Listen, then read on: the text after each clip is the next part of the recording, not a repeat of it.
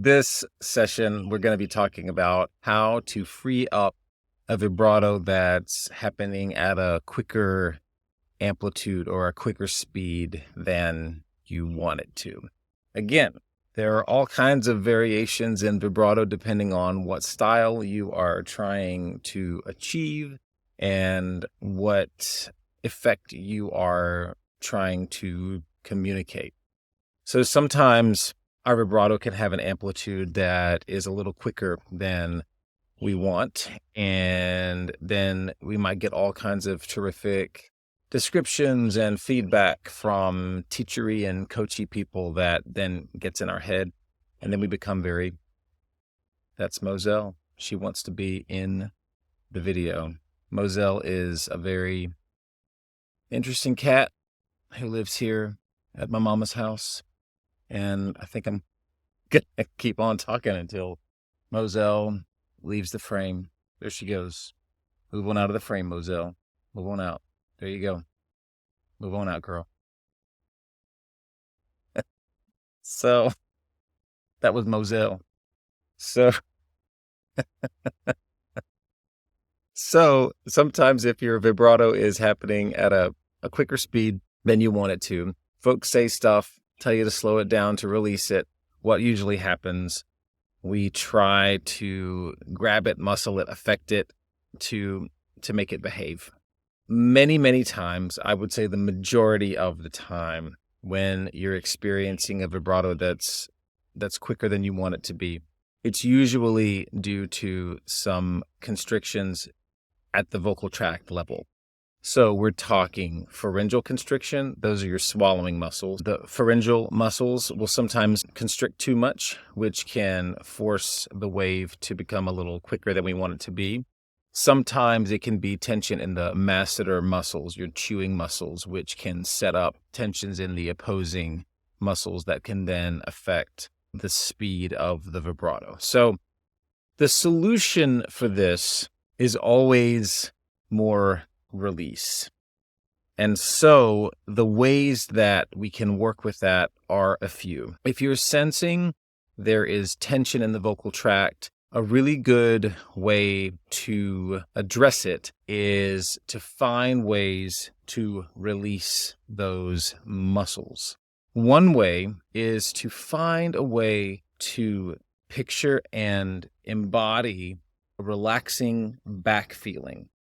One thing that happens, our logical brain really senses a forward movement in the voice. And so all of the muscles of the vocal tract recruit muscles that give this forward push, when really what we want is to let the muscles of the vocal tract be quite neutral in there so that vibrations can amplify in the most efficient places. The large majority of your resonance happens in the pharynx, just north of your larynx. So what we want to do is we want to let that, I call it the recital hall inside your head. That's where all the acoustic magic is happening. And that is also where vibrato is releasing. So what you need to do is to imagine, I want you to imagine lying back in the most luxurious high thread count pillow at the most luxurious spa hotel when you sing your phrases. So if I'm singing, the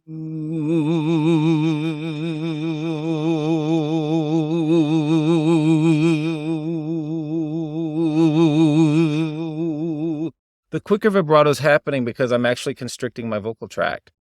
And the more relaxed vibrato is happening as I'm imagining lying back. It can be a hammock on a beach. It can be lying down in a cool mountain stream. It can be lots of things. So anything that's going to allow you to lie back. Also, observing that your sound is 360 degrees.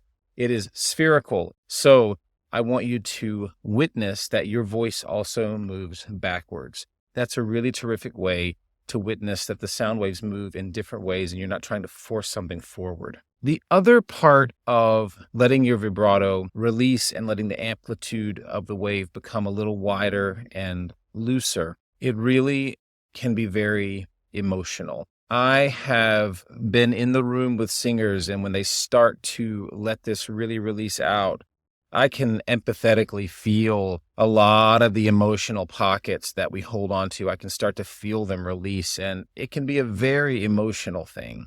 So go gently with yourself. And when you start to feel energy come up and emotions bubble up, trust that and go gently with yourself. Check in with your body and see what's going on. If you feel like you need to take a break, then definitely do that. But be gentle with yourself and don't be surprised when we let muscle groups that have held on and helped us survive for so long, when we start to let them soften up. You might feel shaking in certain muscle groups in the face, in the vocal tract. You might feel a little like sort of electrical tremors. That's very normal. You want to look at the vocal tract and see what might be trying to help by engaging, and see what happens if you loosen up some of those engagements. Foundational to that is, how is your breath moving through the system? Because if you are forcing a large amount of air up from your abdominals or your ribs, then you might be creating a lot of subglottal pressure underneath your folds, and that could be taxing the system, and that could be causing a lot of issues at the vocal tract level too. So look at your breath support. I will link a video in the description that talks about how to troubleshoot your dynamic support and to see how you can calibrate that so that you have an even flow of air that is both generous and gentle. So those are the two things to really look for. How much dynamic support do I need for this phrase? And how much are the muscles of my vocal tract trying to help or assist with this? And therefore, are they inhibiting a really free flow of vibrato? Those are the two things to really look for when you're experiencing a vibrato that is quicker than what you'd like.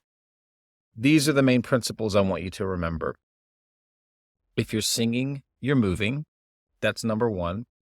Number two, the opposite of tension is often movement. So if there is a muscle group that is giving you a lot of frustration with it wanting to hold on and be tense, find a way to add movement to that muscle group.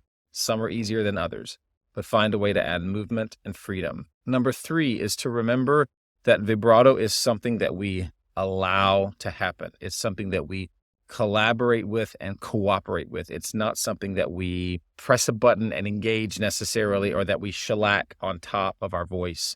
It is within the voice. It is the voice. It is an event of release.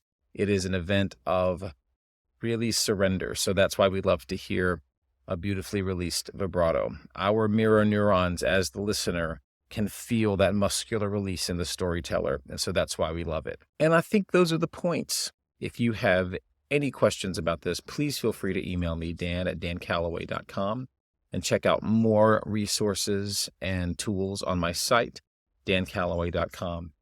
And there's Moselle. And Moselle, can you say bye to the folks at Vibrato Summer Camp? She's just staring. Just staring. I mean, where are her manners? She looks pretty there on the deck, though. Right. Right. Remember, as you work, there is seriously, objectively, truthfully, scientifically, one you. And folks need to hear the story that only you can sing. So, go sing. Right, Moselle? Moselle thinks you should go sing too. All right. All right. Reach out to me if you have questions. Happy vibrato. Now go sing.